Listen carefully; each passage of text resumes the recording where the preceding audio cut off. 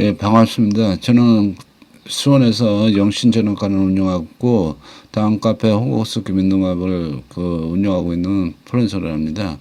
오늘 여러분과 홍국수 포구에 대해서 좀 이렇게 살펴보려고 하는데, 여러분도 아시다시피 홍국수 김인동갑에서 홍국수가 차지하는 비중은 상당히 중요하게 차지하고 있습니다. 대표적으로 가장 비중이 많이 차지하는 게 홍국수인데, 홍국수 자체는 거의 반 이상을 차지하고 있습니다. 그래서 상당히 중요하게 차지하고 있으니까 오늘 그래서 홍국수 포구에 대해서 좀 간략하게 한번 살펴볼까 합니다. 오늘 홍국수 포구에 대해서 먼저 살펴보기 전에 포구 순서들을 한번 살펴보시고 다음에는 바텀 오행도, 그 다음에 공 오행도에 대해서 한번 살펴보고, 이런 것들은 이제 홍국수 기본등에서 어떻게 작용하는지 한번 살펴보시고, 그 다음에 홍국수 수립 법칙, 홍국수의 포구의 예를 한번 살펴보시고, 그 다음에 홍국수에 대해서 한번 살펴볼까 합니다. 먼저 살펴볼 내용은 홍국수 포구의 순서인데, 여러분들 아시다시피 이게 이제 이거는 여러분들이 하사표로 되어 있는데, 여기서 우리가 이거는 이 홍국수 이거는 이제 집안의 순서도고, 여러분들 아시다시피 이제 대운이 숫자에 따라서 이제 대운이 숫자에 따라서 이제 움직이지 않습니까? 그래서 숫자가 전반기는 이 순서대로 가고, 하반기는 이제 약간 틀리게 합니다. 그래서 그걸 한번 살펴보면은, 하반기는 어찌 가냐면은, 이궁에서 강궁으로 가고, 강궁에서 다시 태궁으로 가고, 태궁에서 다시 강궁으로 가고, 강궁에서 중궁으로 가고, 중궁에서 이제 성궁으로 가고, 성궁에서 다시 진궁으로 하고, 진궁에서 공궁으로 하고, 공궁에서 강궁으로 하고, 이렇게 이제 이 순서들은 여러분들이 꼭 알아셔야 되고, 이거는 이제 두 가지 측면이 있는데, 우리가 이제 집안이 복하는 순서와 대운이 포국하는 순서를 이제 같이 나타내는데, 대운 천반일 경우는 집안과 같이 순행으로서 순서도가 진행되고, 반대로 이제 천반의 포국 순서와 그다음에 대운에서 후반기 순서도가 같습니다. 그래서 여러분들이 이 순서들은 꼭 여러분들이 아셔야 되고, 그래서 여러분들과 이 순서를 꼭 기억하십시오. 그래서 순서도가 이렇게 되는 거 좀 말씀드리고, 그래서 이제 예를 들어서 이제 집안을 예를 들면은 중공 입중한 숫자에서 1을 플러스 해가지고, 지금 지방 같은 경우에는 순행으로서 이제 하나씩 더해서 쭉 가는 거고,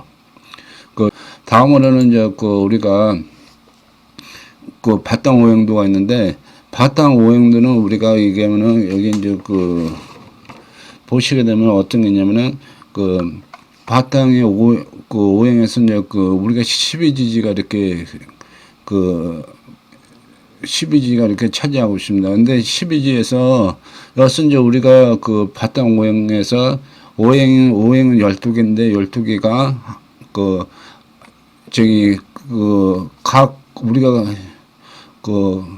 간절기 이래 가지고 이제 토가 계절마다 계절을 이어주는 이런 형태로서 이루어집니다. 그래서 사계절에서 우리가 여기는 간절기라 그래가지고, 간절기는 토로서 이제 이용되기 때문에, 우리가 이제 12지지로 얘기하면 12지지는 우리가 이제 중공이 토이기 때문에 토로서 12개로서 이제 바탕 오행을 나눠주는 게 아니라, 바탕은 8개로 음력을 해가지고 이제 4개로서 이렇게 나눠진다는 걸 여러분들이 아시면 됩니다. 그래서 바탕 오행도는 지금 설명했듯이 12지 청정되는 것이 아니고, 실제는 8지만 인정되는데, 그 이유는 진수청비는 본래 자리는 중공이기 때문에 그렇습니다. 그래서 강공에는 지지가 축인이 배속되지만은 바탕 오행을 살필 때는 인을 위주로 보고 목이 되고, 나머지 공도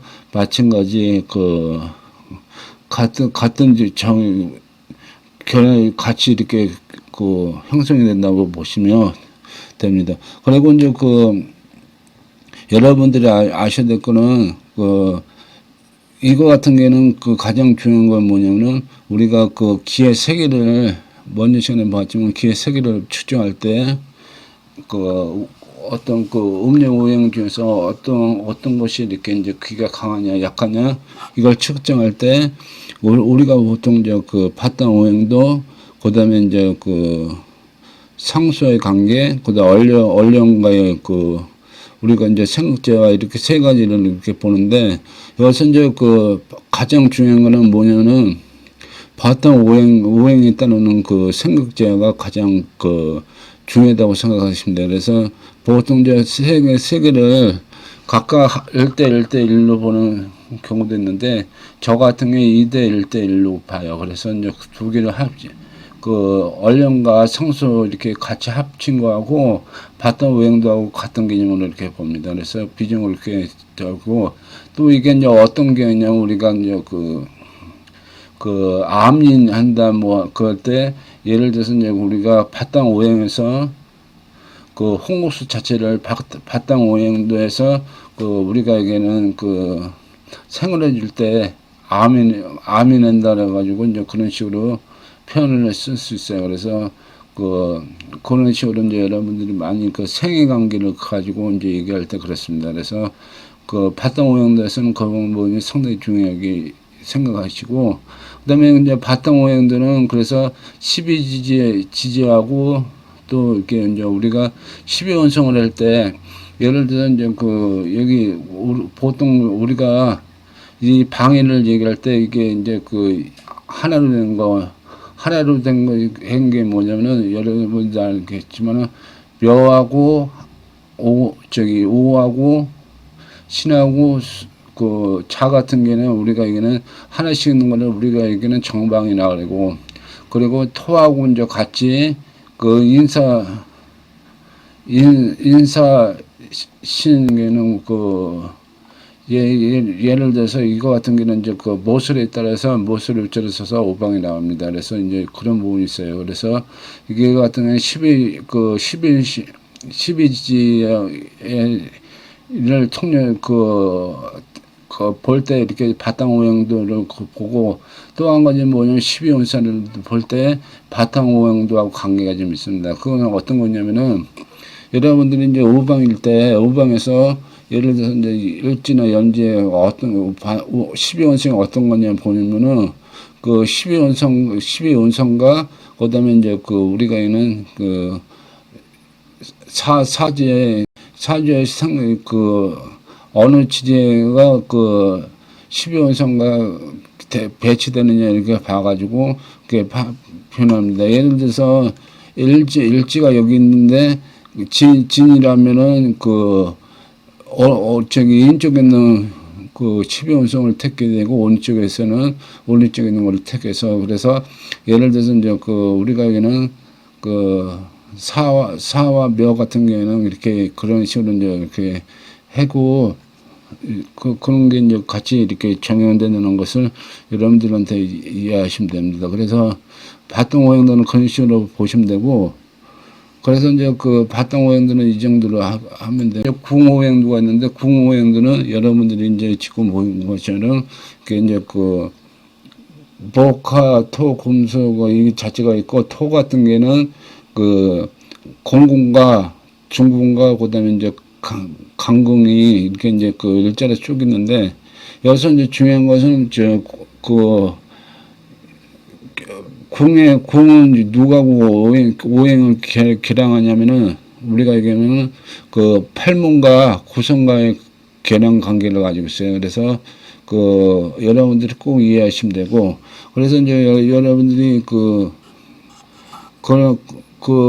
그런 식으로 이제 하고, 예를 들어서 이제 무가 강궁이 있으면은 무 같은 거 오행이 토가 되고 강궁 오행 수가 되므로 토고수가 됩니다. 그래서 그런 식으로 이제 판명을 해서 궁과 오행이 판명되는데 여기서 이제 궁이 어찌게 되느냐에 따라서 우리 하위 제박 그런 식으로 이제 그 표현할 수 있어요. 그래서 하는 뭐냐면은 그 생을 그 궁이 오행을 생할 때 A 하가 되고 오행은 뭐냐면은 그 오행 그 궁이 생기는 게 아니라 오행이 궁을 생할 때 그다음에 이제 그 반대로 이제 그 박은 뭐냐면은 궁이 홍수를 극할 때 쟤는 뭐냐면은 다시 그 홍수가 오행을 그 극할 때 이런 식으로 되기 때문에 그 아까 말씀드렸듯이 바탕은 12지와 그 12운성과의 연관성이 있고 공오행은 구성과 팔문의 연관성이 있다. 이런 식으로 알아두면 되고 그런 식으로 알아두시면 됩니다. 그래서 우리가 포국을 할 때 이제 어떻게 포국을 하냐면은 여러분들 알다시피 여기 표에 있듯이 천간은 1에서부터 10까지 있는데 그 우리 강의는 순서대예요. 순서들을 그 1에서 10까지 이렇게 이제 천간에 배치를 시키고 지지는 1에서 10위까지 그 순서대로 이렇게 배치를 시킵니다. 그래서 예를 들어서 사주가 예를 들어서 이제 여기 이 폭의 예로서 이제 이렇게 되면 계묘생, 모월, 모신일,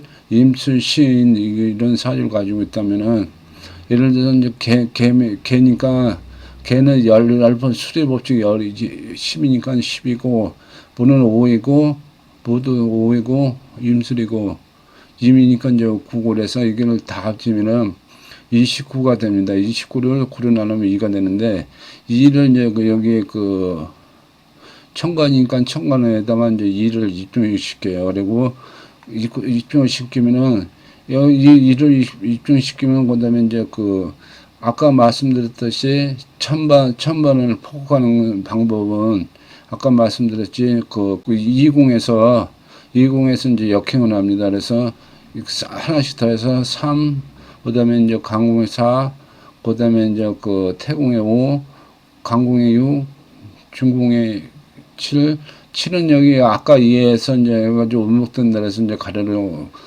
표시는 아니지만 7에 이제 숨어 있다고 생각하시고, 그다음에 8, 9, 10 이런 식으로 이제 합니다. 그래서 중요한 것은 뭐냐면은 천반은 그렇게 진행하고 있고, 그다음에 이제 지방 같은 경우는 아까 여기 수리법칙에서 1사부터 10위까지 어떤 순서에 따라는 배치도가 있는데 그거에 따라서 살펴보면은 여기에 보면은 면은 4고 5는 7이고 또 신은 9고 수는 11이고 이렇게 표현할 수 있어요. 그래서 이걸 다 더하면은 31이고 31을 9로 나누면 4가 됩니다. 4를 입증시키고 아까는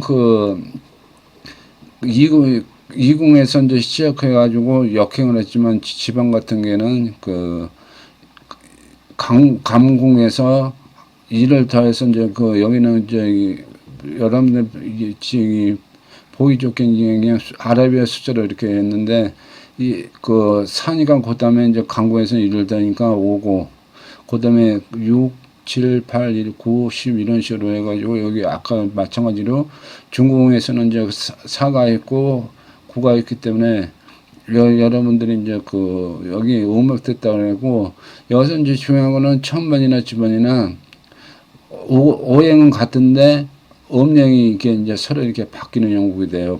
표시된 중궁이 입증된 거와 음목된 음목수와는 서로 다 이게 천반 지반이 오행은 같고 음령이 틀린 이런 식으로 이제 이루어진다는 거 여러분들 아시고, 여기서 이제 특례 하나가 있는데 지금 예를 들어서 입증되는 것이 그러니까 중궁에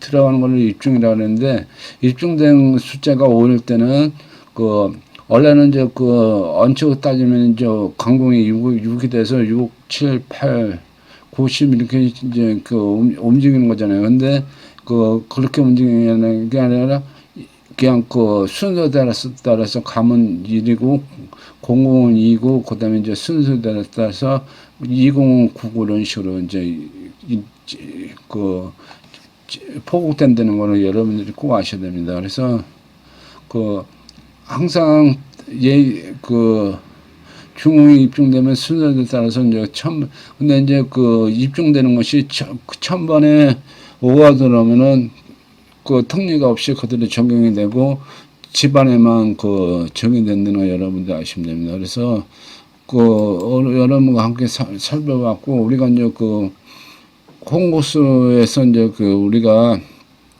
여기에 보시면 음령이 있는데 그 목에는 삼목이 있고 팔목이 있는데 삼목이 그 양에 해당되고 팔목이 음이 해당되고 하인 경우에는 칠이 양아에 그 포함되고 엄하는 이가 포함되고 이런 식으로 해가지고 여러분들의 이제 그 톡까지 이렇게 쭉 있습니다. 그래서 이런 부분들은 여러분들 성격이나 이런 것들 호구성 이런 거 그리고 이제 각각의 어떤 그 가지고 있는 특성 이런 것들은 나중에 이렇게 한 번에 그 첫째 이렇게 공부하게 되고 그래서 오늘은 그 대략적으로 이렇게 간단하게 그 홍국수 포국에 대해서 좀 말씀드렸어요. 홍국수 포국 같은 경우는 포국 자체는 8번이나 아니면 그 8개보다는 이렇게 자체가 그 어렵지는 않지만은 그 홍수가 가지고 있는 의미라는 것들은 여러분들이 공부를 많이 하셔야 됩니다. 그래서